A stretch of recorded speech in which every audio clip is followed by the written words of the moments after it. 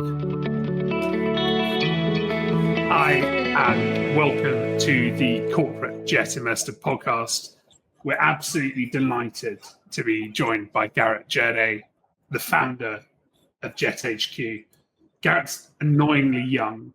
He founded his own brokerage at 28, but we're going to start with the early days. Garrett, when did you decide you wanted to get into aircraft sales? Well, it was kind of pushed on me, Alasdair, actually. I went to the University of North Dakota, had the dream of being an airline pilot, flying around the world, and living that lifestyle. When I graduated UND in 2004, that's not really what the airlines look like.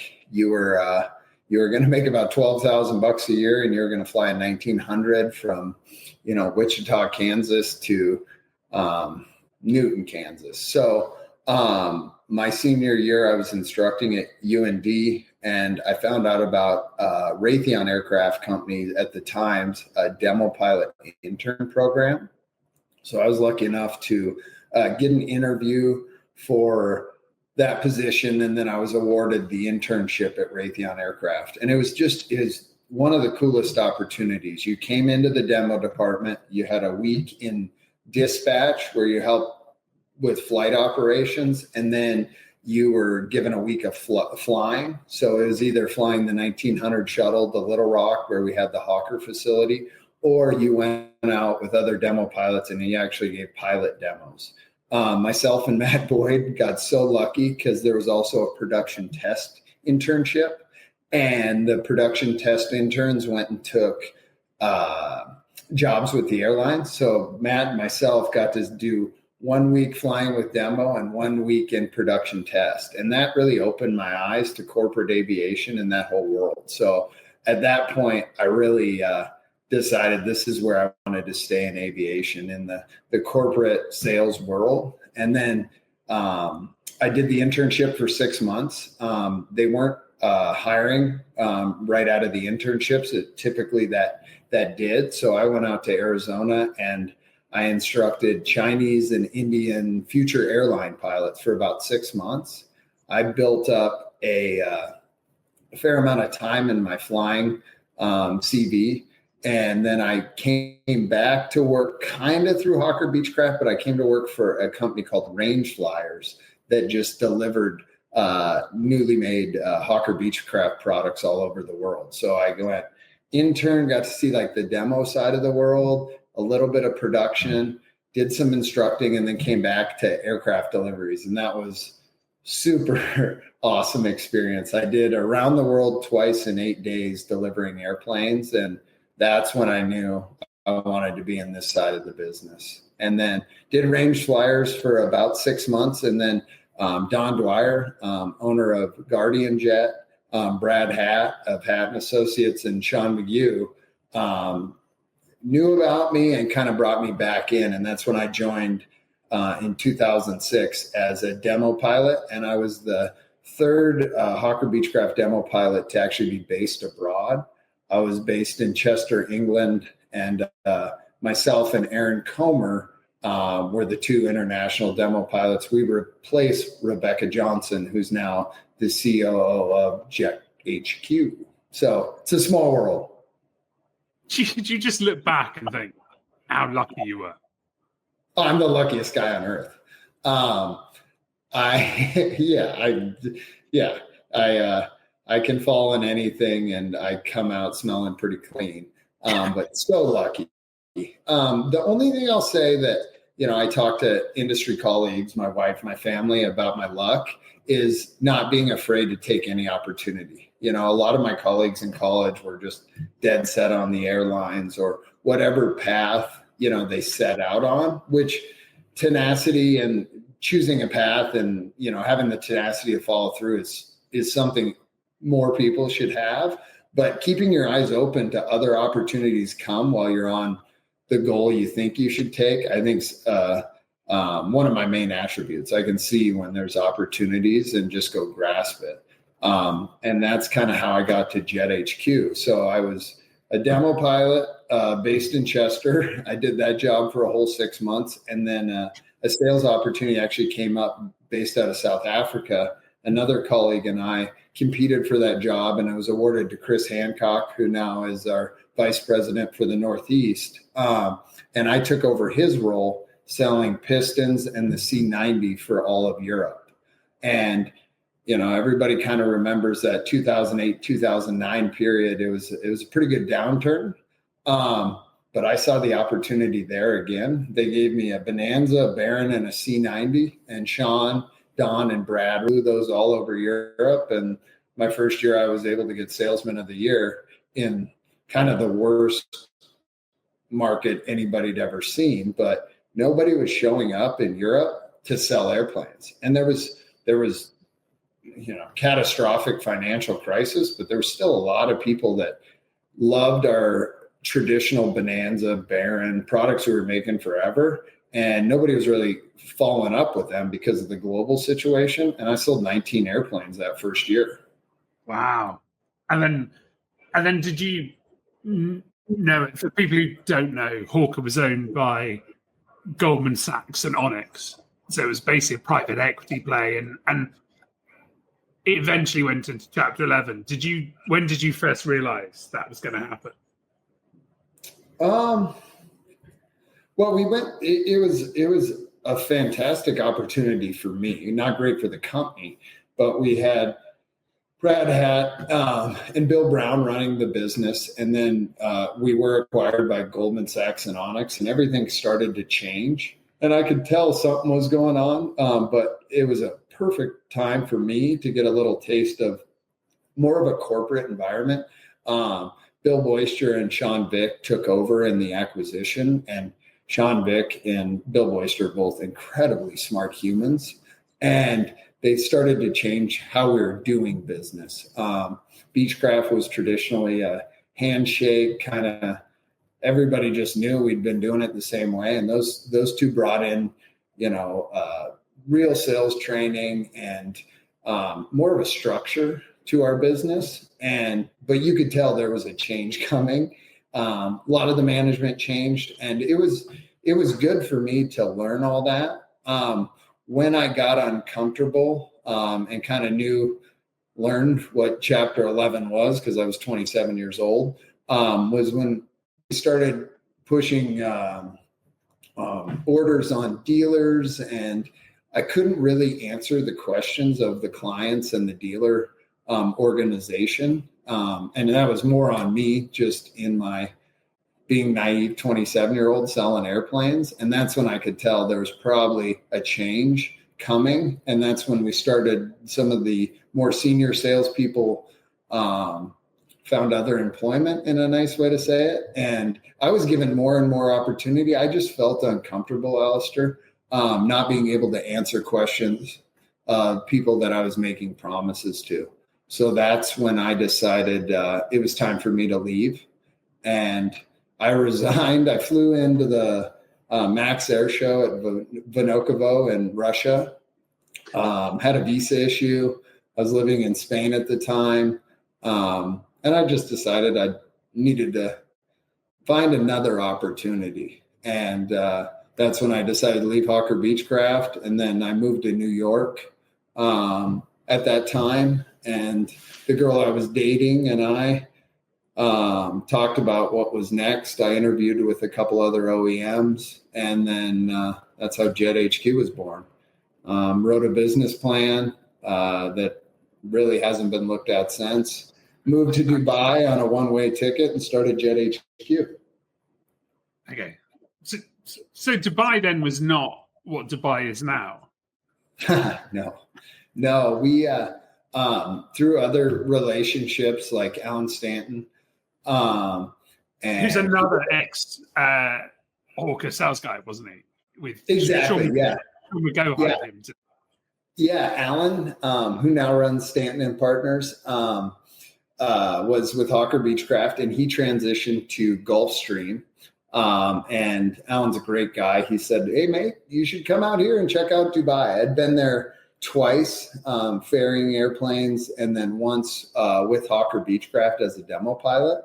And so Aaron and I bought one-way tickets to Dubai, lived in the Dira Marriott for a couple of weeks and then rented an apartment. And that's how JetHQ was born. Figured out how to establish a company in Dubai. JetHQ was the official first registered aircraft sales company in Dubai with our NOC, and learned all that. And Dubai at the time was not what it is today. But the opportunity was access to end users. Very open market in the UAE, all of the Middle East and India. I could go to a meeting being a 28-year-old with a business card and a cell phone and be received. And that's kind of, I think, in the back of my head, Alasdair, why Dubai to start the company and not the US. The US is just a more established market. You got companies like AbPro and, JetCraft and just bigger companies that were established, been doing it for years. There's really nobody in the Middle East. JetCraft had Sari there. And it was kind of just me and Sari, actually, brokers in Dubai. So it was wild. And we watched we were there almost 5 years. And in those 5 years, it grew so much. And then going back there today, where we still have our established US headquarters, it's a whole different environment. It's also, the barrier to entry there is still pretty good. You can get to end users buying the airplanes. You can find first time buyers that'll jump right into big body corporate aircraft. But yeah, it's changed a lot. And when did you decide that JetHQ needed to be more than just you? Took about a year. And Chris Hancock's father actually gave me an awesome piece of advice. He said, figure out what you're good at and do that, and pay somebody else to do everything else. And I quickly learned what I was good at, which is selling, seeing opportunities. What I'm not good at is contracts and research. So about a year and a half in, I hired Peter Walker's son, Kyle Walker, and Nathan DeCock to help me with the research and going out and prospecting for clients. And then shortly after that, Nicola Pike joined us as a contracts administrator. Kind of at the same time, I was able to convince Ted Farid to come out of retirement. Ted is our chairman, and Ted ran Learjet, Cessna, and Hawker Beechcraft. So I was able to get some gray hair and kind of expand out of the region with Ted's oversight and relationships and all that. So it was about a year and a half before I started adding people, before I figured out what I was good at and what I really needed help with. And Ted was, I remember, before Hawker, I remember, people at Hawker were just in awe of Ted for his sales, weren't they? Yeah, he's just amazing, had an amazing career. So Ted did 23 years at Cessna. He left Cessna, joined Learjet, Bombardier Learjet at the time, he joined Learjet, and then Learjet was acquired by Bombardier. He was there for 8 years, and then he did 13 years with Raytheon Aircraft, Hawker Beechcraft. Ted's just got amazing stories, and you should definitely have him on. But Ted was the first corporate aircraft sales in China. He developed the Indian market, the Middle East, you name it. Ted's been there and done a deal, and he can show you a picture of each one. So that was really good advice. And what are your strengths now? Have they changed, or is it the same thing from when you launched? I'm learning new skills.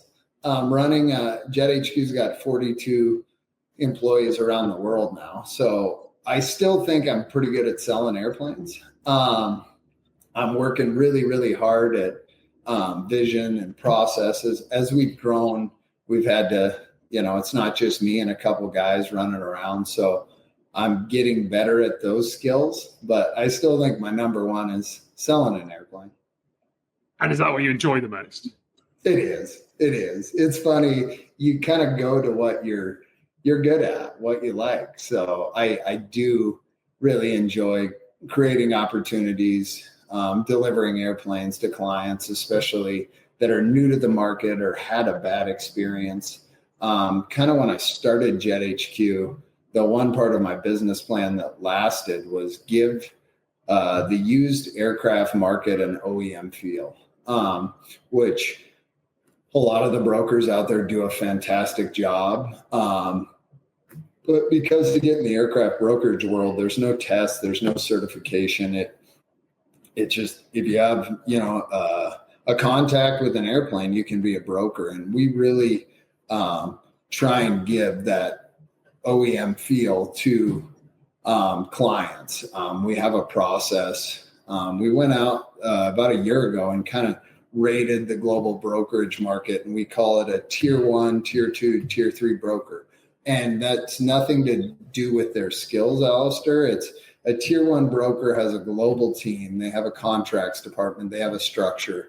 Tier 2 is probably a couple individuals that can sell airplanes, but it's more regional. And then a tier 3 broker, also really good at offering a service, but it's a one person company, going out and doing deals even like locally, right? So giving that tier 1 experience to clients that you can buy an airplane from Dubai and sell it to a guy in Dayton, Ohio, and they feel like they're buying the airplane from Indianapolis.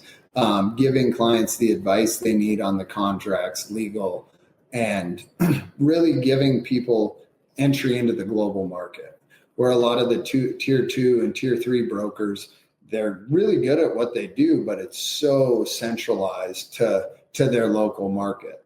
And a tier 1 broker gives you an opportunity across the world, which is what we're finding is required now because of the amount of people that have entered the corporate aviation world in the last 5 years. There's just not enough airplanes to serve those local markets. If you want a really good King Air 350 to a Global 7500, you can't just say, I want a US registered airplane with 1,500 hours. If that's truly your needs and what you look for, you have to look at the global market. And then you have to choose a partner to help you through that process so you don't make any mistakes, especially how quickly it changes with tariffs and import and everything else, re-registering the airplane, the DAR. At JetHQ, we do that with our eyes blindfolded. A lot of the different brokerages, they won't even look at an airplane out of the UK. And it just opens opportunities for our client base around the world. Well, it is odd, though, isn't it? You're an American, personally, you're an American who's chosen to go international first. Usually the brokerages start off with building in the US and then look at international. Do you know why you did that? Was it just because you felt very comfortable because of Hawker or you liked it, or were you more excited? All of the above. I think for me, it was that Beechcraft experience. Even from the flying, I love flying airplanes. I like flying them a lot more internationally because of the challenge. And that was kind of the start of my flying career was, you trained in the US, you flew around. I thought I would be flying in the US. And then I was flying around the world delivering airplanes. And it just opened up my world to what's out there and different ways to do it. But like in terms of the international market, I find it, I wouldn't say more interesting, but there's a certain level of satisfaction you get, doing a deal from like Dubai to Dayton, as opposed to Dayton to Indianapolis. What you got to overcome in the transaction, the tribal knowledge that JetHQ has got to make that seamless. I do find it a little bit more interesting, but serving clients all over is great. But the international piece is just my personal itch. I love being back home in Idaho, but I really like to travel. How many tier 1 brokerages are there?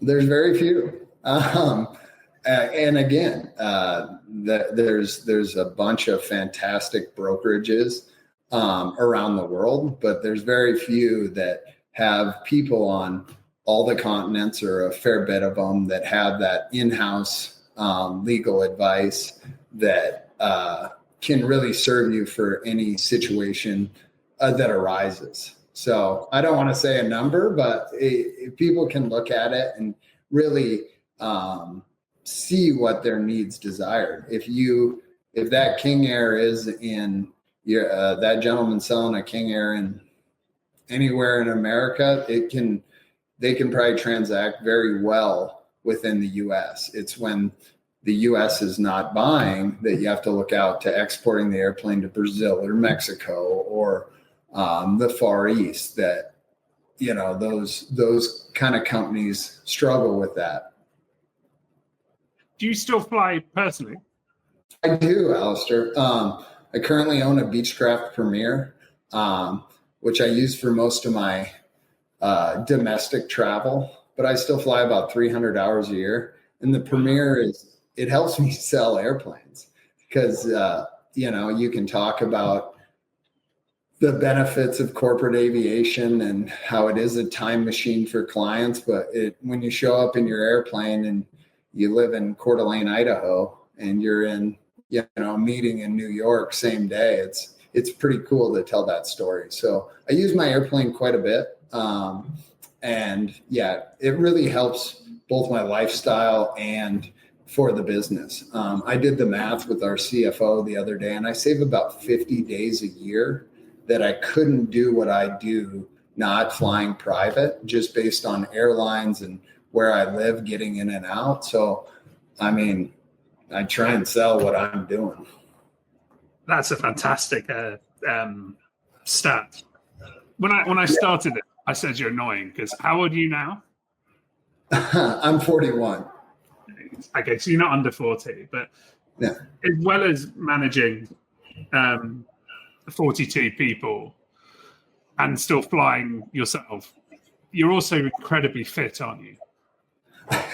I do a lot of fitness, Alasdair. Yeah, it's one of my passions. This year, the challenge is running a marathon a month, and just completed the 6th marathon of the year in Missoula, and then just doing one of those a month. And then I do quite a few triathlons. So yeah, I think the marathon a month is you having a year off, effectively. Yeah, I mean, that's kind of lazy, right? The triathlon is really my passion. So I do half Ironmans and full Ironmans, and we have doing California again and Arizona at the end of the year. So yeah, stay pretty active, pretty fit. We did I'd been doing endurance sports for a while. And then 3 years ago, I was introduced to a former Navy SEAL that was trying to raise awareness for veteran and first responder suicide. And we were a large donor. And then Rebecca and myself did 7 marathons on 6 continents in 7 days. We didn't have everything dialed in for Antarctica, but we ran twice in Africa, and we did 7 marathons in 7 days, which was pretty cool. So yes, I'm being lazy this year, doing one a month. I remember Rebecca telling me that the amount of drugs she was on, in that wasn't she next to the doctor or the nurse who was giving her, getting her to sleep every night? Because that's just exhausting. You're recovering on a plane. Yeah, it was such a cool experience, but yeah, it was pretty tiring. Rebecca played it right. So we had a 767 flying us around the world, and they laid out mattresses on the seats, and Rebecca found the right seat next to our team doctor. So they were giving us tramadol shots, which is the anti-inflammatory, and Rebecca had all the good stuff, but she crushed the marathon. She's what I aspire to in fitness. But it was weird, Alasdair. I actually got stronger as the race kind of the week continued. Which how do you train at the moment? How many miles a week are you running? Like 50 miles a week was last week. I biked about 150 and then, swam about 4 miles. So as like I prepare for races, the training volume goes up or goes down. But like the great thing about traveling for a living to go sell airplanes is you can always bring a pair of shoes and go for a run and see a city. 2 weeks ago, I had to go to, I was kind of bopping all over. I was in Mexico City, Monterrey, Mexico, back to Mexico City, to Munich, to Nuremberg to show an airplane, then back to Munich, then flew home. And then I did a half Ironman on the Sunday. But you just travel or run on the road and drink a lot of water is kind of my idea. And you don't, and jet lag, do you have any tips for that? Oh, I'm just constantly jet lagged, so I don't even notice it anymore. Drink a lot of water, go for a run. It kind of works out. No, I mean, I with all the travel, try and focus on sleeping as much as I can. But one of the best things, and my team hears it all the time about a global business, is there's always somebody to talk to. So if you wake up at 3 a.m. and you're in Nuremberg, you can talk to somebody in the U.S. and then you go to bed and we talk to Alvin or Nina in Asia, and Rebecca's on the Central European time zone, or jump on the phone with you. There's always somebody to chat with if you're jet lagged. And what's the plan? You know, you talked about the strategy. What's going to be the next 5 years? I think for JetHQ, we're really trying to refine our business. As you talk to any of the brokers around the world, it's developing those future Jahids or Garrett Jerdes or Don Dwyers out there. So looking for talent, and then just we're really focused on our process and refining our business, and then technology's coming. So we're spending a lot of capital and time in technology, whether it's AI, tracking markets. We built out what we call the hub, which is our internal proprietary market tracking. And we have a lot of AI in that, and trying to get the best data to share with our customers so they can make the right choices. And then it's looking for talent. And it is a lot of young people are coming into it, but just like myself, they don't even know about the industry.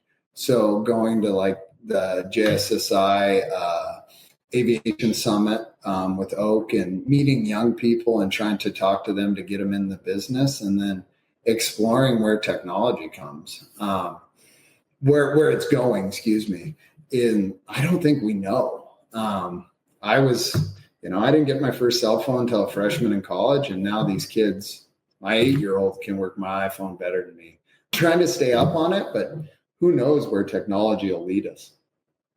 And do you prefer hiring people who can fly, or does that not bother you? I like it personally. Like our sales team, we have a lot of pilots: Butch Lang, Chris Morales, Chris Hancock, of course, Rebecca. And then we're finding a lot of rock stars within our team that don't fly. It's the path I took. So it's pretty easy to find common ground. I do think it gives credibility, like in my case, showing up in my airplane.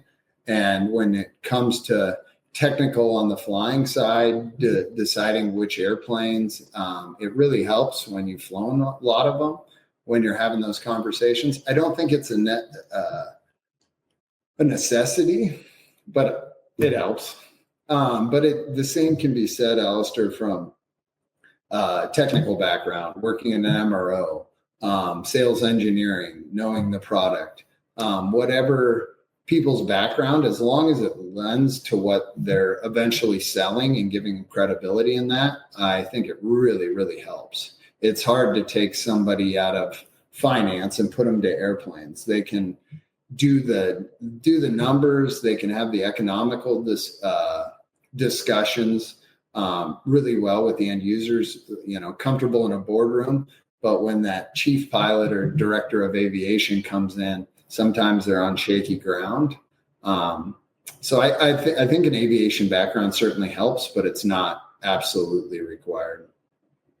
Who do you think the best salesman you've worked with is? Obviously, apart from yourself. I'm pretty awesome. Butch Lang on our team, he's been doing it 47 years. You get great advice from him. I mean, Jahid, the Godfather, is pretty good at selling airplanes with Jetcraft. It's hard to argue with him. Don Dwyer can move some metal. There's so many great salespeople in our industry, and there's so many great people in the industry. So it's hard to say. I'd put myself right at the top, if not the best, but I'm kind of cocky. I like that. But is there one thing that everyone's got in common in that list, or is it? I think so. I think likability is very important when you're selling. You have to gain credibility and trust with anybody you're selling to. And if somebody likes you, it helps. It's not an absolute need, but think of when you walk into any retail store, if somebody comes up and isn't really likable, you're probably not going to buy anything from them. And then the second part of trust comes when you do what you say you're going to do. That's a little bit further on, but if somebody likes you, they're going to hear you out. And then when you do what you say you're going to do, you really build trust with clients. You don't have to have all the answers, but just do what you say you're going to do, and it works out pretty well. How do you differentiate JetHQ from some of the great brokerages you've mentioned? Our people, our process, and then being a tier one broker, being around the globe, really differentiates us. When you're looking at an airplane in Singapore and you tell the client that Alvin will be there tomorrow, when weird things pop up with our clients because they're global and they need resources and they need help with different things that can be outside of the aviation realm or tied to it, a lot of it with travel. We sold a Phenom 300 to a very nice businessman in Mexico City. We sold his PC-12, bought him a Phenom 300. And I think Alasdair, where I built the most credibility, he was going to pick up his airplane in Europe. And he said, well, I'm going to bring my wife. What should I do on the way? And I was able to tell him what to do in each city on his stop, from Paris to Alton Rhein, Germany, and then back into Switzerland. And then Rebecca met him, took him for a very Swiss dinner. And the experience was just topped off. Getting the airplane was pretty low, but his trip across Europe was very high from a gentleman, very well traveled, but out of Mexico, we were able to kind of support him in multiple ways, not just getting him an airplane. I think that sets us apart. We spend a lot of time on how to solve problems, and they're not always just aviation related. How do you do that first trip on your airplane? We delivered another Phenom 300 about a week and a half ago, which was a longtime friend. Did very well in private equity, bought his first airplane with his two partners. And, he's like, well, how do we get it? And I was like, well, let me do my job and you'll be flying back to the Hamptons by Friday. So solving problems, I think, sets us apart. Are there any areas of the world that you're going to put more resource into? I think Africa's on fire. We're doing a lot of business in Africa. Asia's really coming back. So we're looking to grow in those two parts of the world. And the U.S. is, with bonus depreciation, looking at adding some sales in the U.S. But the whole global market, that's what's so fun about it. When something's down, it's an opportunity to buy. When other parts of the world are doing well, it's a time to sell. So, the whole world. Brazil's been very good for us this year. Latin America. We want to do a better job in each of those markets, and we will add to them. Are you excited about bonus depreciation? Yeah, I think it'll be great. The U.S. the last year and a half, 2 years, we've had multiple successful transactions, but I think as a whole, it's been people kind of on the fence, seeing what's going to go on politically, and then bonus depreciation, which is very important for buyers and the economy as a whole, right? The more airplanes we get in, the better the MROs do, the better the management companies, more pilot need, everything. And I do think that bill passing will help boost the U.S. market. In my tenure in this corporate aviation, you see that shift of 70-30, 60-40, 50-50. I don't really think we've seen 50-50, but the U.S. with the infrastructure is a very important market, and I think bonus will help boost it back up. What's your view on inventorying aircraft, buying them as an investment? I love it. It's fun. That's where I scratch my itch at risk. But if you can find a good asset, it's where the money's made. As a broker, you're tied to fees, which are fantastic, but the real opportunity is inventorying airplanes, bringing them to the right jurisdiction and selling them. Inventory is another thing that sets different brokers apart, because we can go to our clients and say, this is a good buy. I would buy this if you don't. And sometimes we end up doing it. It's a whole different world. Instead of representing a client to buy an airplane, you're buying it. You're writing the check. I think it gives inventory dealers a leg up on a lot of the other parts of the market, because they're actually putting their capital into an aircraft. And it works really well sometimes. Sometimes it doesn't go as you plan. And I think those are good for businesses. You learn so much when it's actually your airplane and what you're going to do with it and where you're going to move it and what the inspection you need to do on the airplane. And then the same goes on to our clients that we're either acquiring an aircraft or brokering an airplane. We have that knowledge. A big thing in JetHQ's world is we're not a huge fan of the traditional pre-purchase inspection.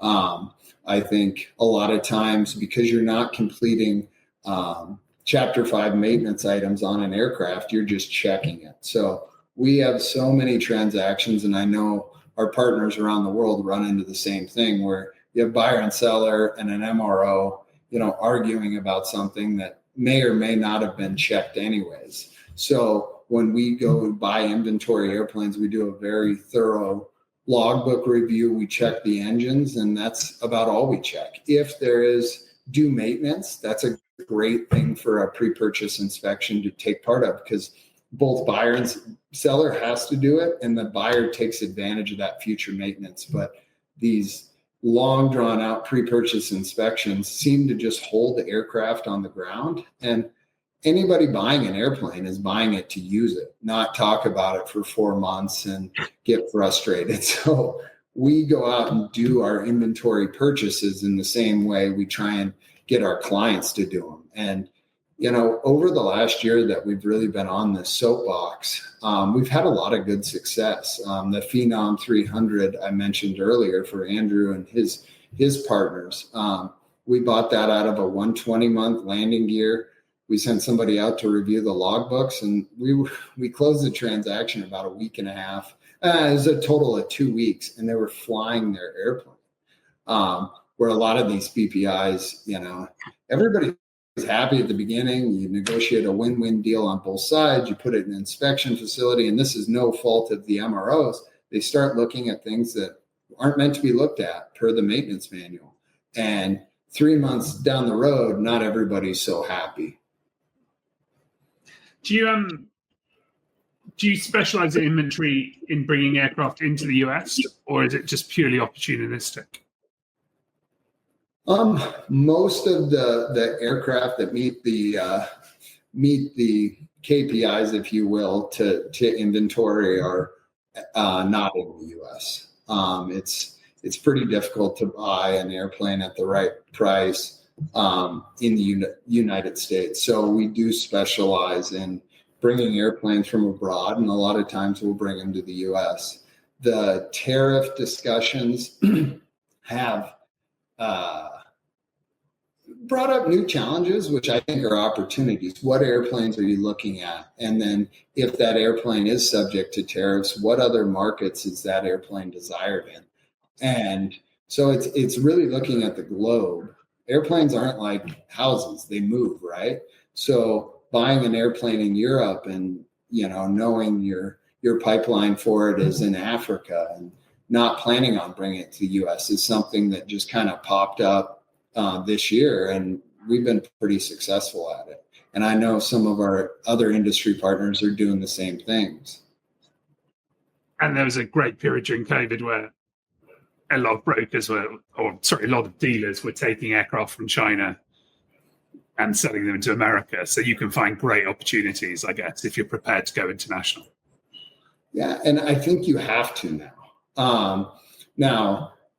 There's still the opportunity. We did a couple last year with a large Midwest company where we were changing over their fleet, and we were able to find them the right airplane. Then we take their airplanes on inventory. But those opportunities are more rare now because the typical client, doesn't matter where they are in the world, they want to buy low and sell high. But looking globally, there's opportunities where people need to get out of airplanes. They don't want to mess with a headache, and you have a lot of success. And then now it's just, where do we move that asset to not be subject to tariffs, or where we think we're going to sell it? And that's all stuff, Alasdair, we've learned over time. Buy an airplane in Europe, fly it to the US, do an inspection here, and then sell it back to Europe. So just doing it better, knowing where your client's going to be for that airplane, and not, wasting that very expensive trip over the pond and back for no reason. Okay, well, let's do some quick fire ones. What advice would you give to a young person who wanted to become a business jet broker? Find a mentor. Find a good company to work for. Don't be, tunneled into, I want to do this. I want to be a jet broker. You may be a great consultant. There's so many different avenues you can go down. Steve's done a great job showing the world what jet brokerage is. And it's great for some people, but don't be, tunnel vision. I need to go do this. Get a mentor, find out if you like it. It's an awesome industry. And if you do like it, go get it, but start working for a company. A lot of people, because there's not a lot of barriers to entry, just go start, and they struggle. JetHQ, Jetcraft, Guardian, AbPro, the jet business. You can learn the business from somebody, and don't be afraid to work with a great company that has the backbone and the support to help you grow. And then maybe you are doing it on your own or working for one of those great companies throughout. And what advice would you give to someone looking to buy their first jet? Get really good representation, like JetHQ. The only thing with how much information's out there, and there's a ton of good information, there's a lot of bad information. Getting a company, engaging them exclusively to go find what you need is something you have to. If you're on controller and scanning through Instagram, and there's just so much advice that may not even pertain to you. We have clients that come to us, they need to buy their first airplane. They're buying a G5, and G5 is a great airplane. What is your need? Well, I'm going to go from Sacramento to New Mexico. You don't need a G5. How many people? Well, it's my dog and I. Okay.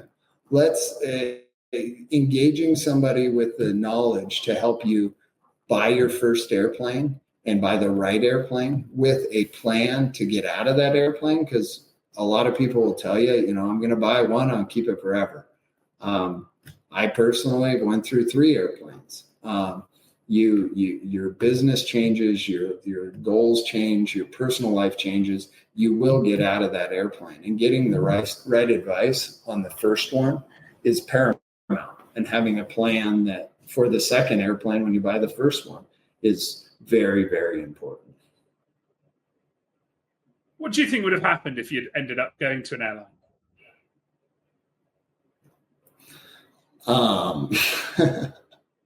I would have got fired. I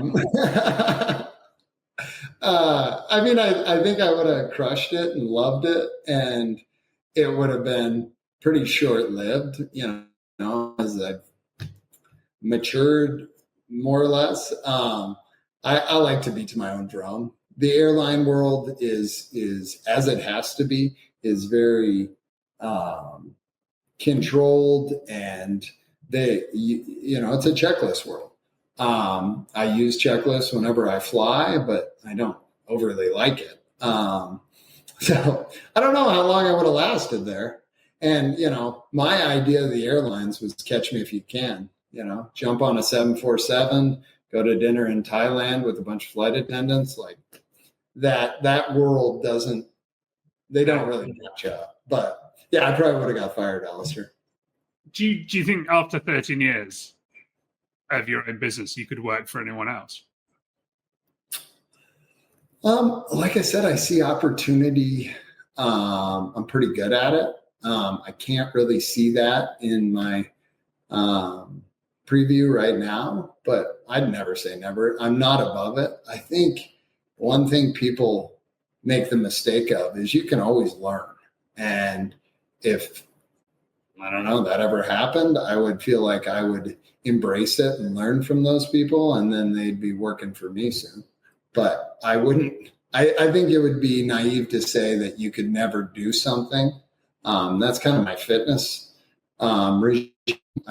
I really struggle when people are like, oh, you couldn't do that. You couldn't run a marathon. You couldn't do Ironman. You couldn't do Ultraman. You can't run 100 miles. You can do anything you want.